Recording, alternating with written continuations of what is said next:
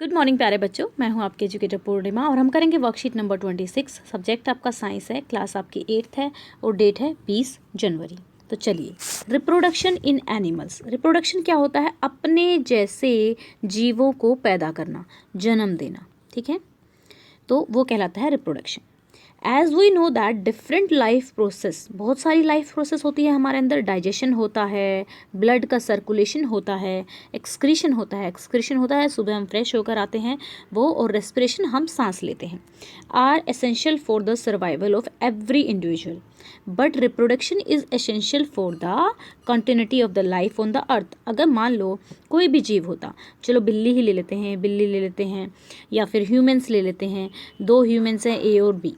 ठीक है, वो ज़्यादा टाइम तक तो ज़िंदा रहेंगे नहीं, ज़्यादा से ज़्यादा मैक्सिमम 100 साल रह लेंगे, कुछ लोग 100-150 साल भी ज़िंदा रह लेते हैं। ठीक है, बहुत कम होता है ऐसा। लेकिन उसके बाद तो उनको भी मरना ही है ना। अगर मर जाएंगे उसके बाद, अगर वो अपने जैसे बच्चे पैदा नहीं करेंगे तो जो ह्यूमंस की प्रजाति है वो ख़त्म हो जाएगी, या फिर किसी भी जीव की प्रजाति ख़त्म हो जाएगी। तो रिप्रोडक्शन किस लिए ज़रूरी है? लाइफ पे कंटिन्यूटी, लाइफ को बनाए रखने के लिए। तो लाइफ पे अर्थ ही नहीं रहेगी अगर वो प्रजनन नहीं करेंगे। What will happen if the organism had not produce. अगर ऑर्गेनिज्म प्रोड्यूस नहीं करेंगे तो क्या होगा? Living beings are not immortal. Immortal का मतलब होता है अमर। ठीक है, लिविंग बींग अमर नहीं है। ठीक है, हम क्या है? मोर्टल्स हैं।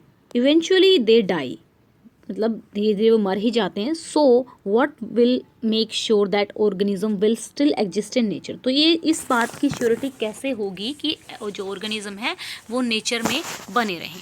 For the existence of species. Species की एग्जिस्टेंस के लिए कुछ प्रोसेस तो होना चाहिए, और वो प्रोसेस क्या है? कि अपने जैसे इंडिविजुअल पैदा करना। ठीक है, ऑफस्प्रिंग होता है बच्चे, और तो उसको, उस प्रोसेस को हम बोलते हैं रिप्रोडक्शन। ठीक है, दिस प्रोसेस, जो ये प्रोसेस जो होती है, ये केवल ह्यूमंस के लिए ही नहीं बल्कि जितने भी एनिमल्स, प्लांट्स और जितने भी लिविंग बीइंग्स हैं उन सब के लिए बहुत ज़रूरी होती है। It make sure the continuation of species of the organism without extinction, यानी कि प्रजाति को विलुप्त होने से ये बचाते हैं। Mango tree give rise the mango tree. Mango tree से मैंगो ट्री ही बनता है। कैट जो है किटन को जन्म देती है। The same species every time. Have you seen the young one of a different animal? Try to recall the name of the young one of some animal. तो चलिए, कुछ एनिमल्स के जो यंग वन क्या हो गया? यानी कि उनके बच्चे, जो बच्चे हैं उनके आपको नाम को बताना है। तो चलिए, ह्यूमन के बच्चे को क्या बोलते हैं? बेबी बोलते हैं। ठीक है, और कैट के बच्चे को किटन बोलते हैं, डॉग के बच्चे को पपी बोलते हैं।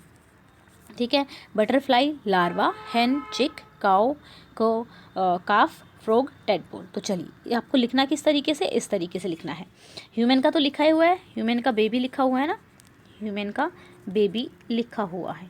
फिर आपको लिखना है कैट का किटन, कैट के बच्चे को किटन बोलते हैं, डॉग के बच्चे को पपी बोलते हैं, बटरफ्लाई का लार्वा होता है, हैन का चिक होता है, काऊ का काफ होता है बछड़ा, और फ्रॉग का टेडपोल होता है। तो इस तरीके से आप इनको, इस टेबल को कंप्लीट कर लेंगे। ठीक है, तो चलिए अब हम आगे चलते हैं। अब ये कहता है कि जो रिप्रोडक्शन होता है ना, वो दो तरीके का होता है।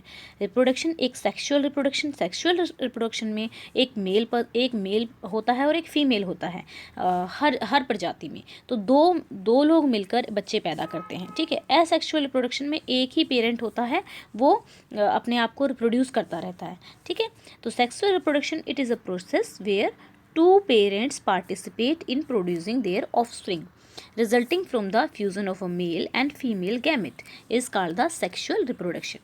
Asexual reproduction, it is the process where a single parent is divided by itself and reproduce its offspring. तो बच्चा देखो, यहाँ पे टाइप ऑफ रिप्रोडक्शन में हम देखेंगे सेक्सुअल रिप्रोडक्शन और एसेक्सुअल रिप्रोडक्शन। ओके, तो यहाँ पे चलते हैं हम। अब आपको बताना है डिफाइन रिप्रोडक्शन। रिप्रोडक्शन को डिफाइन करना है, तो कैसे डिफाइन करोगे आप रिप्रोडक्शन को? पहले क्वेश्चन का आंसर है, रिप्रोडक्शन को डिफाइन करेंगे, process that helps in giving rise to similar individual from the existing one is called reproduction. ठीक है, पहले क्वेश्चन का आंसर हो गया प्रोसेस, वो प्रोसेस जो हेल्प करती है सिमिलर इंडिविजुअल्स को पैदा करने में, जो एग्जिस्टिंग है उनसे, उसको कहते हैं रिप्रोडक्शन। ठीक है, पहले का आंसर हो गया। फिर दूसरे में पूछता है कि explain the importance of reproduction in living beings. ठीक है, लिविंग्स बीइंग की मतलब रिप्रोडक्शन की क्या इंपॉर्टेंस है, तो आप लिखेंगे reproduction is essential for the continuity of life on earth. अगर रिप्रोडक्शन नहीं होगा तो जो भी जीव होंगे वो मर जाएंगे और उनके जो बच्चे हैं वो पैदा नहीं होंगे, तो फिर जीव रहेंगे ही नहीं। तो कह सकते हैं कि रिप्रोडक्शन अर्थ पर लाइफ को बनाए रखने के लिए बहुत ज़रूरी है। ठीक है, तो चलिए नेक्स्ट करते हैं। What will happen if the living organism had not produce. अगर लिविंग ऑर्गेनिज्म प्रोड्यूस नहीं करेंगे, रिप्रोडक्शन नहीं करेंगे तो क्या होगा, तो जो प्रजाति है वो विलुप्त हो जाएगी। If the living organism had not reproduce species would extinct. जो एक्सटिंक्ट का मतलब होता है विलुप्त हो जाना, लुप्त हो जाना, यानी कि ख़त्म हो जाना, विलुप्त हो जाना। ठीक है, तो चलिए नेक्स्ट देखते हैं हम यहाँ पे। What are different mode of reproduction in living being. Different mode of reproduction क्या है, यहाँ से आप ये वाली टेबल बनाएंगे क्वेश्चन आंसर नंबर 4 के लिए। आंसर नंबर 4 में क्या करेंगे, type of reproduction, sexual reproduction and asexual reproduction, ये लिखेंगे। ठीक है, 2 मोड हैं रिप्रोडक्शन के। फिर उसके बाद इसकी डेफिनेशन लिखेंगे। इसमें लिखेंगे यहाँ पे सेक्सुअल रिप्रोडक्शन की यहाँ से और एसेक्सुअल रिप्रोडक्शन की यहाँ से।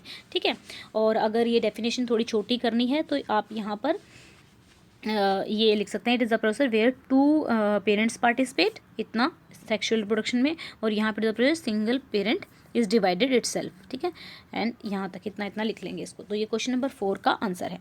ओके बच्चों, आई होप आपको ये समझ में आया होगा। देखो बच्चा, आपका मान लो 5 मिनट की इंग्लिश की वीडियो है और 5 या 7 मिनट की ये वाली वीडियो है। ठीक है, तो टोटल दिन में आपको सिर्फ 10 ही मिनट पढ़ना है। अगर 10 मिनट भी आप अच्छे से नहीं पढ़ते हो, चलो ठीक है, 10 मिनट आपको वीडियो देखने में लग गया, 15 मिनट आपको ये क्वेश्चन आंसर लिखने में लग गया, तो भी तो देखो 25 मिनट ही आपको पूरे 24 घंटे में पढ़ना है। अगर आप इतना भी नहीं पढ़ते हो तो फिर आगे क्या करोगे। तो कोशिश किया करो याद करने की, पढ़ने की। अगर आप नहीं पढ़ोगे तो आगे बहुत सारी प्रॉब्लम्स आएंगी। ठीक है, तो स्टूडेंट्स, अगर आपको पढ़ाने का तरीका अच्छा लगता है, आपको मेरा पढ़ाया हुआ समझ में आता है, तो वीडियो को लाइक करना। इस वीडियो के लाइक का टारगेट है 500 लाइक्स। आप इस वीडियो को 500 लाइक्स देंगे। और अगर आपने अभी तक चैनल को सब्सक्राइब नहीं किया है तो चैनल को सब्सक्राइब कर लीजिएगा। Okay, thank you, have a nice day, may God bless you.